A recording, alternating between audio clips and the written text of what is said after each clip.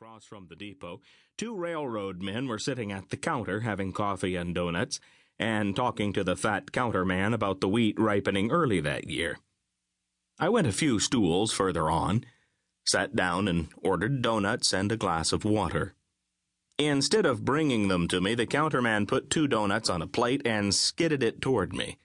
Then he filled a glass with water, skidded it my way, and asked in a squeaky voice, "Pitcher?" I thought he was asking if I wanted a pitcher of water, so I just shook my head, then paid no farther attention until I'd finished my donut, and heard one of the railroaders say, "I hear the wheat's already ripe on some of them high Kansas divides. Any of them big growers been in for harvest hands yet?"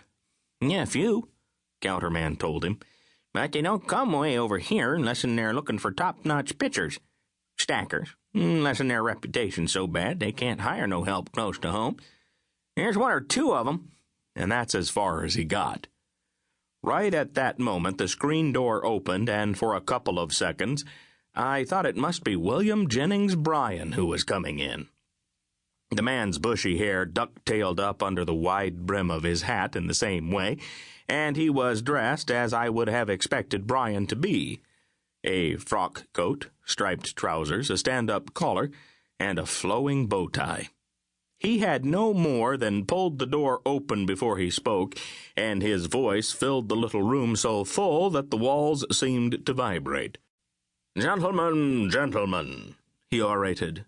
"May I present myself, Dr. J. Holloway Merriweather, benefactor of mankind and dispenser of the elixir of longevity. Gentlemen, I have a purpose. Show me a man without a purpose, and I will show you a man without—" I had not heard a medicine man spiel since I was a youngster and was fascinated by it, but the fat counterman was not. "If you come in here for a handout, Doc," he squeaked at him, "you come to the wrong place. Beat it." Instead of getting out, Dr. J. Holloway advanced with all the dignity of a Southern gentleman whose honor has been attacked. He rapped his knuckles against the counter and intoned, "My dear fellow man, I ask for no largesse. I assure you that any comfort and sustenance accorded me shall be repaid tenfold—" He was interrupted again by a big, raw-boned man who stepped into the doorway and shouted, "Any harvest hands been in, Pete?" "Ain't done in today, Myron," the counterman called back. "It being the 4th of July and all, but I'll keep an eye peeled for you. What you payin'?" "5 for drivers, 7 for pitchers. I'd go as high as 8 or 9 for a top-notch stacker," the man told him. I didn't know anything about stacking wheat, but I had pitched plenty of hay and wanted a job so bad I didn't dare let the man ask if I'd had any experience.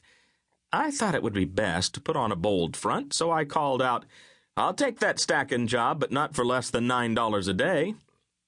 Before the man could say whether or not he'd take me, Dr. J. Holloway Merriweather's voice boomed out, "My good man, albeit below the dignity of my profession, I offer my services as a driver of one of your, conveyances, at the paltry stipend of $5 per diem." The farmer looked at Dr. J. Holloway as blankly as if he'd been speaking a foreign language, but one of the railroaders helped him out. "What Doc here means is he's dead broke and stranded. Last night he come aboard the Denver mail train at St. Joe, making out to be a postal inspector. But Bill Hawley smelt a mouse and his breath. Before they was 10 minutes out of the depot.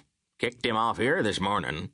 What he wants is a job driving header barge. He'll take anything you pay him." No, my good man," J. Holloway interrupted. "Not less than $5 per diem." No one paid any attention to Doc, but one of the railroaders told the farmer, "Good harvest hands ain't started coming in yet, not this far north. But a few greenhorns come in on the last freight. They was still hanging round the yards when we come over for coffee. You might find a couple amongst 'em that wouldn't be too bad." The farmer did not answer, but looked back at me and ordered, "Wait here, stacker." He'd barely gone before